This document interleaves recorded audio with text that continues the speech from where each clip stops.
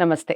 ఎన్నో ఆధ్యాత్మిక కార్యక్రమాలు నిరంతరం ప్రసారమయ్యే మన ఛానల్‌లో రాశి ఫలితాల ద్వారా చాలా సంవత్సరాల నుంచి అలా కొనసాగుతూ ఉంది. మీ నుంచి కూడా విశేషమైన స్పందన లభిస్తూ ఉంది. ఇక ఈ ఫిబ్రవరి మాసానికి సంబంధించి మేషరాశి మొదలు మీనరాశి వరకు ఏ విధంగా ఉంది? వివిధ రాశుల వారికి తెలియజెప్పే ముందు ఆహ్, మనకి అమావాస్య నాడు ఏ విధంగా జరుపుకోవాలి? ఏమిటి దాని యొక్క విశిష్టత ఏమిటి? వివిధ రాశుల వారికి ఏ విధంగా ఉంది అనేది వివరిస్తారు గురువుగారు. దాన్ని కూడా నోట్ చేసుకోండి. ఇక రాశులకు మేషరాశి మొదలు మీన రాశి వరకు వివిధ రాశుల వారికి ఏ విధంగా ఉందో కూడా వివరిస్తారు. ప్రతి ఒక్కళ్ళు నోట్ చేసుకోండి. డౌట్ ఏదన్నా ఉంటే ఖచ్చితంగా కామెంట్ బాక్స్‌లో తెలియచేయండి. లేదా గురువుగారిని కూడా సంప్రదించవచ్చు. స్క్రీన్ మీద కనపడే నంబర్‌కి కాల్ చేయడం ద్వారా. నమస్కారం గురువుగారు. ఆశీర్వచనం తల్లి. ఆ! ఈ రాశులు వివిధ రాశుల వారికి మేషరాశి మొదలు మీన రాశులు 12 రాశుల వారికి ఓవరాల్‌గా అసలు గ్రహస్థితులు ఏ విధంగా ఉన్నాయి? ఎలాంటి పూజలు, ఎలాంటి హోమాలు ఏమన్నా చేసుకోవచ్చా? ముఖ్యంగా అమావాస్యకి సంబంధించి ఇలాంటి వివరాలు చెప్పండి. శ్రీ మహాగణాధిపతయే నమః. ఐం మహాసరస్వత్యే నమః. శ్రీ లలితాంబికాదేవియే నమః.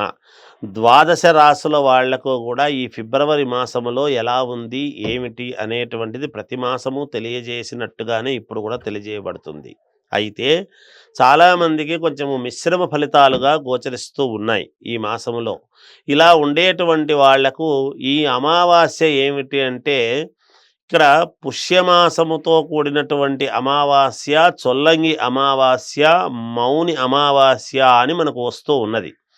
అయితే మంగళవారము, బుధవారము అనేటువంటిది వస్తూ ఉన్నది. 29, 28, 29 తారీఖుల్లో వస్తూ ఉన్నది.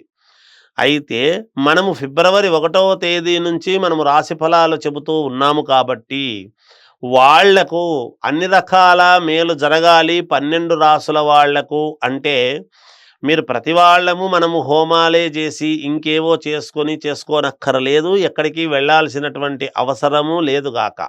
నేను ఎందుకు చెబుతున్నాను అంటే, 28వ తారీఖు సాయంకాలము మంగళవారము అమావాస్య ప్రారంభమై బుధవారము సాయంత్రము దాకా ఉంటూ ఉన్నది కనుక ఈ అమావాస్య రోజు మీరు చేయాల్సినటువంటి పనులు ఏమిటంటే, మీకు ఇంకా బాగుండాలి, మేలు జరగాలి, అనేక రకాల యోగాలు కలగాలి, ఈ ఫిబ్రవరి మాసం అంతా కూడా మేలు జరుగుతుంది అంటే ముందు దైవానికి నమస్కారం చేసుకుంటే తర్వాత మన జీవితం బాగుంటుందని కదా వెళుతున్నాం.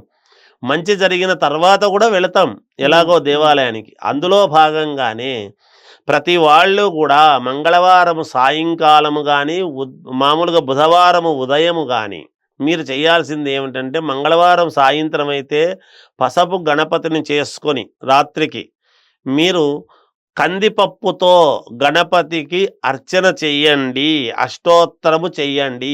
ఆ కందిపప్పును, ఆ గణపతి పసపు గణపతిని, కందిపప్పునంతా కూడా ఒక చోట అని పెట్టి ఆ గణపతిని కావాల్సింటే మరుసటి రోజు మీరు నీళ్లలో కలిపేయవచ్చును, చెట్లల్లో కానీ దానిలలో కానీ.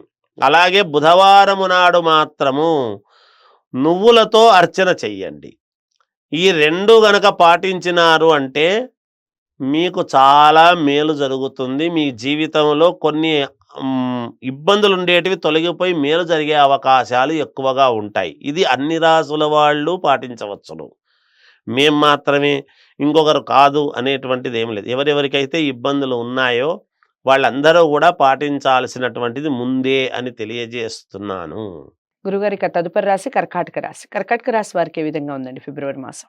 కర్కాటక రాశి వారికి ఈ ఫిబ్రవరి మాసం అంతా కూడా కొంచెం మిశ్రమ ఫలితాలుగానే గోచరిస్తూ ఉన్నాయి. అలా ఉన్నప్పటికీ కొంతవరకు మేలు జరిగే అవకాశాలు కూడా ఉన్నాయి గాక. ఎక్కడ ఆందోళన చెందాల్సినటువంటి పనులేమీ లేదు. కొన్ని ఊహించని సంఘటనల వలన మానసికమైనటువంటి ఆందోళన అనేటువంటిది ఉంటుంది. మనస్సుకు చికాకులు కలుగుతాయి.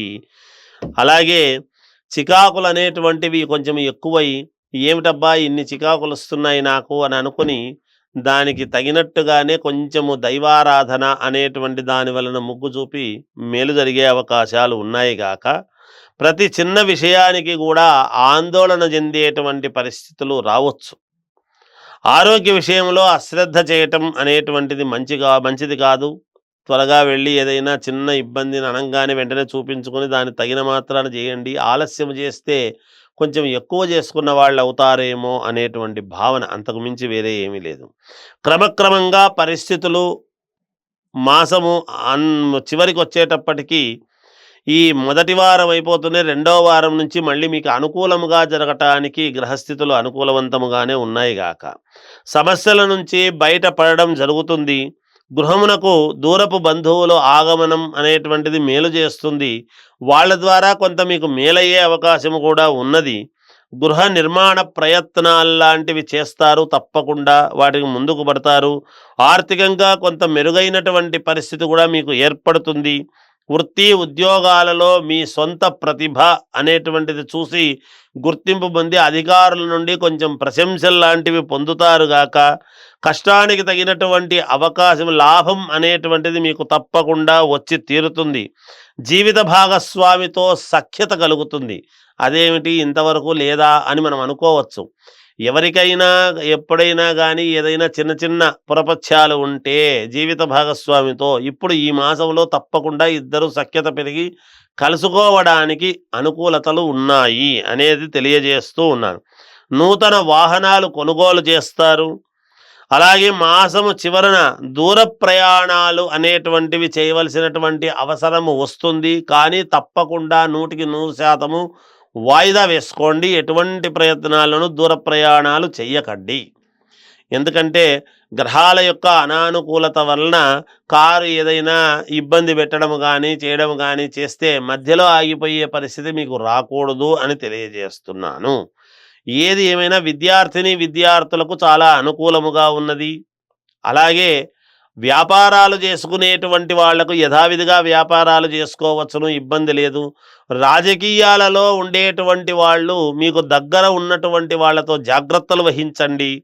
ఒకటి తర్వాత సినిమా రంగంలో ఉండేటువంటి వాళ్లకు, టీవీ సీరియల్స్లో నటించేటువంటి వాళ్లకు జాగ్రత్త వహించండి. మీ యొక్క ప్రతిభకు మసకబారేటువంటి విధముగా ఏదైనా ఒక మాట రావచ్చును కనుక జాగ్రత్తగా అడుగులు వేయండి, మేలు జరుగుతుంది అని తెలియజేస్తూ ఉన్నాను. చాలా చక్కటి వివరణ ఇచ్చారు. చాలా వరకు అనుకూలత ఉన్న కొన్ని మిశ్రమ ఫలితాలు అన్నట్టుగా వివరించారు. ఇక రంగులు దిక్కులు దైవారాధన చెప్పండి. రంగుల విషయానికి వచ్చేటప్పటికి ఎటువంటి రంగులు ఈ మాసంలో మీరు వాడితే మేలు అనుకున్నప్పుడు ఎరుపు రంగు వాడండి, తప్పకుండా మేలు జరుగుతుంది. ఇక దిక్కుల విషయానికి వచ్చేటప్పటికి ఉత్తరము మినహా 3 దిక్కులు మీకు చాలా శ్రేయస్కరముగా మేలు జరుగుతుంది గాక. ఇక ఏ దైవారాధన చేస్తే మీకు మేలు జరుగుతుంది అంటే ముఖ్యముగా 100% ఆంజనేయ స్వామిని స్మరించుకోండి. తప్పకుండా మీ పనులన్నీ విజయవంతముగా నడుస్తాయి గాక. చాలా చక్కటి వివరణ ఇచ్చారు. అదండి ఈ విషయం.